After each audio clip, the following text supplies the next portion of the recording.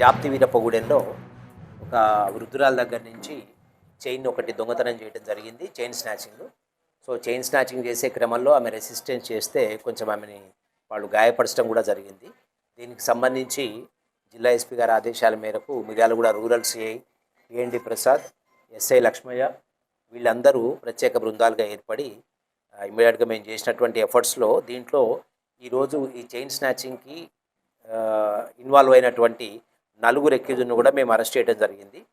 ఈ భార్గవాచారి, అఫ్సర్, వినోద్ కుమార్ అండ్ మల్లికార్జున్.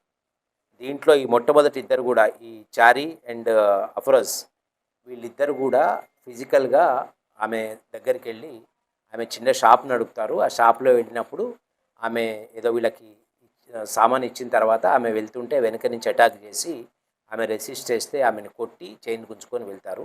దీనికి సంబంధించి అదే విలేజ్కి చెందినటువంటి వినోద్ కుమారు ఇతను రక్కి నిర్వహించి మా ఊర్లో ఈ టార్గెట్ సాఫ్ట్గా ఉంది, ఈ మహిళ దగ్గర మనం కావాలంటే దొంగతనం చేయొచ్చు అనేటటువంటి సమాచారాన్ని తన స్నేహితులైన వీళ్ళిద్దరికి ఇవ్వటం, దీంట్లో ఇంకొకతను కూడా పార్టిసిపేట్ జరిగింది. సో వీళ్ళ దగ్గర మనం 24 గ్రాముల బరువు గల ఒకటి గోల్డ్ చైన్, దాంతోపాటుగా 3 బైక్స్ మనం రికవరీ చేయడం జరిగింది. ఈ 3 బైక్స్లో 2 స్నాచింగ్కి ఉపయోగించినవి, మూడవది వీళ్ళల్లో ఈ A2 దొంగతనం చేసినటువంటి బండి A1 A2. సో ఈ మొత్తం అంతా కూడా లాస్ట్ ఒక 15 డేస్లో స్పెషల్ టీమ్స్ని పెట్టి చేయడం జరిగింది. దీంట్లో మాకు ముఖ్యంగా టెక్నికల్గా సీసీ ఫుటేజ్ అనేది మనకి చాలా ఉపయోగపడింది. సో ఈ సందర్భంగా జాప్తి వీరప్పగూడెంలో గతంలో కూడా ఒక దొంగతనం అయింది, అది కూడా మనము టెక్నికల్ ఎవిడెన్స్ తోటి మనం డిటెక్ట్ చేయడం జరిగింది. సో మిర్యాలగూడ మండలానికి సంబంధించినటువంటి అందరూ గ్రామ సర్పంచ్లకి, కొత్తగా ఎన్ని వాళ్ళందరికీ కూడా మీ ద్వారా మా అప్పీలు, దయచేసి మీ ఊర్లలో సీసీ కెమెరాలు ఏర్పాటు చేసుకోండి. ఇంకొకటి, దీంట్లో ఈ దొంగతనం చేసిన నలుగురు కూడా కొత్త వాళ్ళే. గతంలో అయిన దొంగతనాలు చైన్ స్నాచింగ్ చేసిన వాళ్ళు కూడా కొత్త వాళ్ళే.